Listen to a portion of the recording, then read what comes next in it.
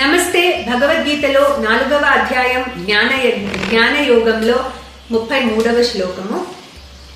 శ్రేయాన్ ద్రవ్యమయాద్యజ్ఞ జ్ఞానయజ్ఞః పరంతప సర్వం కర్మాఖిలం పార్థ జ్ఞానే పరిసమాప్యతే. సో భగవానుడు ఈ కర్మరూప యజ్ఞాలు చెప్పే ముందు జ్ఞానయజ్ఞం గురించే చెప్పారు. అంటే జ్ఞానయజ్ఞం అల్టిమేట్. ఆ జ్ఞానయజ్ఞానికి ప్రిపరేషనే మనం చూసిన ఎన్నో కర్మరూప యజ్ఞాలు. ఇప్పుడు ఇక్కడ ఏమంటున్నారంటే ఈ ద్రవ్య రూప యజ్ఞాల కన్నా కూడా జ్ఞాన యజ్ఞము చాలా ఉత్తమమైనది. ఎందుకంటే ఈ జ్ఞాన యజ్ఞంలో సర్వం కర్మాఖిలం పార్థ, ఓ పార్థ, నీ సమస్త కర్మలు కూడా ఈ జ్ఞాన యజ్ఞంలో పరిసమాప్తం అయిపోతాయి అని చెప్తున్నారు.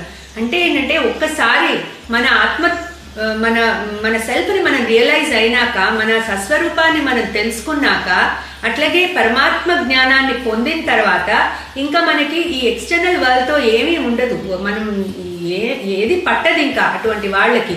సో వాళ్ళ సమస్త కర్మలు కూడా ఆ జ్ఞానంలో పరిసమాప్తం అయిపోతాయి అని చెప్తున్నారు.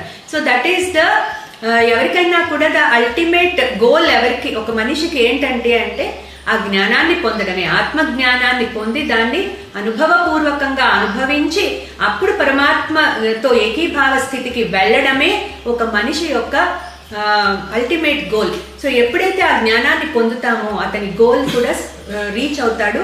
అట్లాగే అతని సమస్త కర్మలు ఇంకా అతని కర్మ చేయాల్సిన అవసరం ఉండదు. ఇంకా నైష్కర్మ్య స్థితికి వెళ్ళిపోతాడు. ఇంకా కర్మ చేయాల్సిన అవసరం ఉండదు.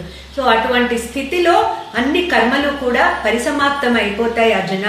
సో నువ్వు ఇప్పుడు యుద్ధం చేయకపోవడం తప్పు, నీ ఆలోచన తప్పు. సో నువ్వు ఫస్ట్ నీ కర్మని యజ్ఞంలాగా చెయ్యి. అట్లాగే నిన్ను నువ్వు ఉద్ధరించుకో, నిన్ను నువ్వు ప్యూరిఫై చేసుకో, గెట్ రెడీ ఫర్ దట్ జ్ఞానం. దెన్ ఆ జ్ఞానాన్ని పొందు. అప్పుడు నీ కర్మలన్నీ కూడా అందులో పరిసమాప్తం అయిపోతాయి అని భగవానుడు అర్జునుడికి చెప్తున్నారు. క్లీం కృష్ణాయ నమః.